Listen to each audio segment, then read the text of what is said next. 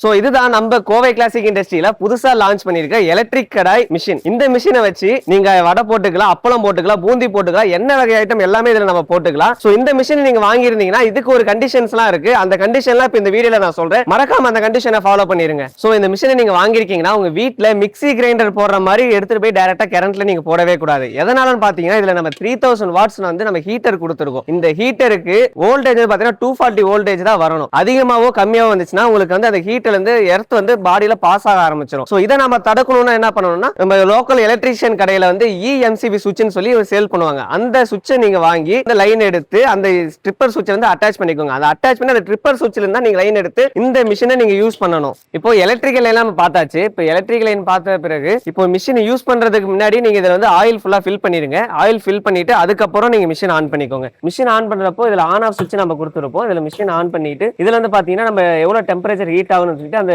சுவிட்ச் நம்ம கொடுத்துருப்போம். எவ்வளவு டெம்பரேச்சர் நீங்க ஹீட் ஆகணுமோ 250 300 இது வரைக்கும் நீங்க இதுக்குள்ள நீங்க வச்சுக்கோங்க. வச்சுட்டு ஒரு 20 மினிட்ஸ்ல வந்து பாத்தீங்கன்னா ஆயில் வந்து ஹீட் ஆக ஆரம்பிச்சிடும். ஹீட் ஆன பிறகு நீங்க வடை, அப்பளம், பூந்தி இது மாதிரி எண்ணெய் ஐட்டம்லாம் நீங்க போட்டு எடுத்துக்கலாம். போட்டு முடிச்ச பிறகு மிஷின் ஆஃப் பண்ணிக்கோங்க. ஆஃப் பண்ணிட்டு ஒரு 10 மினிட்ஸ் கழிச்சு ஹீட் குறைஞ்ச பிறகு இதுல இருந்து ஆயில் நீங்க ட்ரைன் அவுட் எடுத்துக்கலாம். இது நம்ம வெளியில ட்ரைன் அவுட் நம்ம கொடுத்துருக்கோம். இதுல இருந்து நீங்க ட்ரைன் அவுட் பண்ணிக்கலாம். சோ இந்த மிஷினோட ஒர்க்கிங்ஸ் எல்லாம் நம்ம பார்த்தாச்சு. இதுல வந்து பாத்தீங்கன்னா 3 எலக்ட்ரிகல்ஸ் கொடுத்துருக்கோம். என்னன்னா ஹீட்டர், ஆன் ஆஃப் சுவிட்ச், நெக்ஸ்ட் வந்து ரெகுலேட்டர் கொடுத்துருக்கோம். இந்த 3 எலக்ட்ரிகல்ஸுமே வாரண்டி கிடையாது. சோ அதுக்காக தான் இந்த மிஷின்ல வந்து நம்ம ENCB சுவிட்ச் யூஸ் பண்ணி மிஷினை ஒர்க் பண்ணுங்கன்னு சொல்றது. சோ மெயினா இந்த மிஷின்ல ஃபாலோ பண்ண வேண்டிய கண்டிஷன் என்னன்னு பாத்தீங்கன்னா சிங்கிள் பேஸ் கரண்ட் யூஸ் பண்ணணும். நெக்ஸ்ட் வந்து ப்ராப்பர் லைன் கொடுக்கணும். நெக்ஸ்ட் ENCB சுவிட்ச் யூஸ் பண்ணணும். இதெல்லாம் நீங்க கரெக்ட்டா ஃபாலோ பண்ணீங்கன்னா இந்த மிஷின்ல எந்த ஒரு ப்ராப்ளமே வராது. சோ இப்போ இந்த வீடியோல வந்து பாத்தீங்கன்னா நம்ம ஒர்க்கிங் அண்ட் மெயின்டெனன்ஸ் ஃபுல்லாமே நம்ம சொல்லியிருக்கோம். கண்டிப்பா அதை வந்து நீங்க ஃபாலோ பண்ணீங்கன்னா உங்களுக்கு எந்த ஒரு கம்ப்ளைண்ட்ஸுமே வராது. இதுக்கப்புறம் உங்களுக்கு ஏதாச்சும் டவுட் இருந்துச்சுன்னா கீழே எங்களுக்கு சர்வீஸ் நம்பர் இருக்கு. அதை நீங்க டெஃபினட்டா கால் பண்ணுங்க.